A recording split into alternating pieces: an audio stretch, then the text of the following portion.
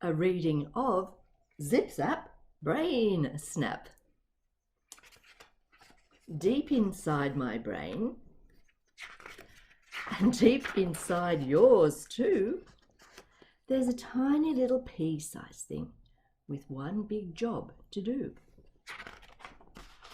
It's designed to keep me safe, assigned to shelter me from harm.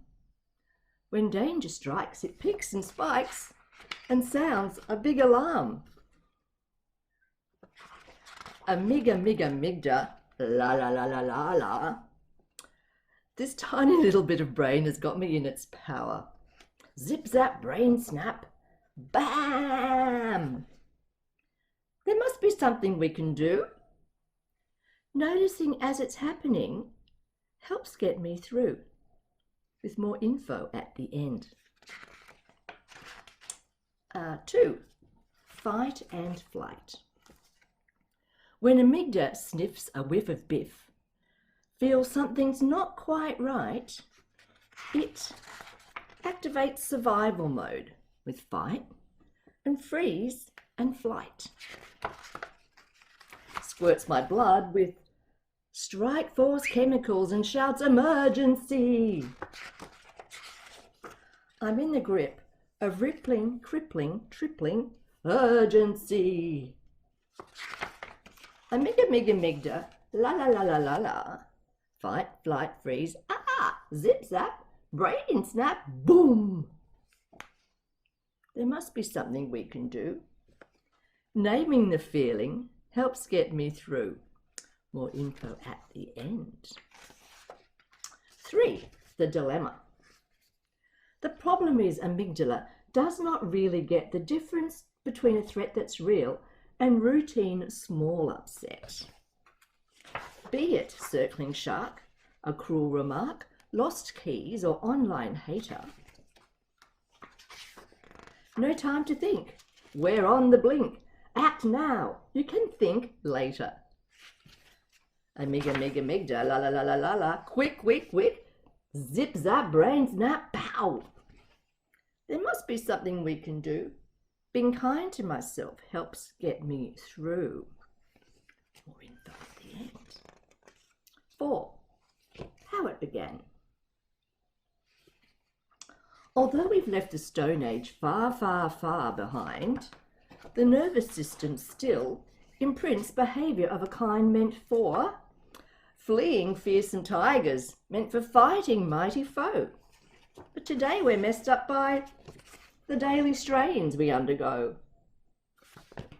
Amygdala, la la la la la, hardwired to overreact. Zip-zap brain snap, bam. There must be something we can do. Counting my breath helps get me through. More info at the end.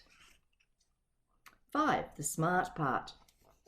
The problem when amygdala is bouncing off the chart, it barricades the access to my brain's best, smartest part.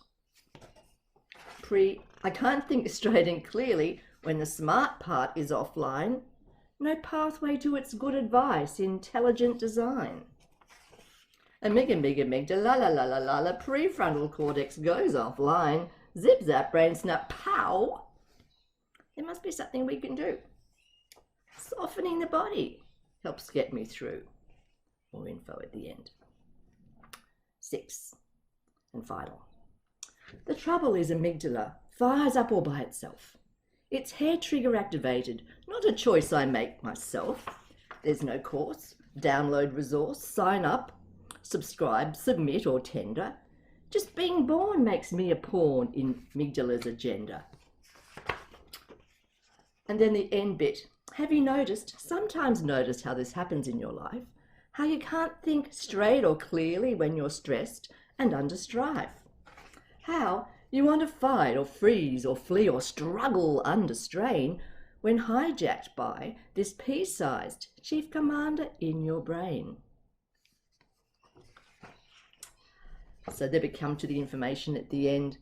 When we understand why we react just like we do, it takes the heat off the idea that something's wrong with you. Although we can't rewrite the code that sends us all berserk, we can get around it with some clues that really work. which is where we come to the read-on for the 6 clues to diffuse, outlining all the ones mentioned earlier in the story about how noticing it's happening and naming the feeling, just going into some detail about that, how being kind to yourself is great, and the breath, the role of the breath and the softening of the body, and connecting with the senses, and a few other notes at the end. Back cover, and that's it. That's the story. That's the book. It's for all ages, really. Pass it around. We could all do with it. But yeah, have fun reading.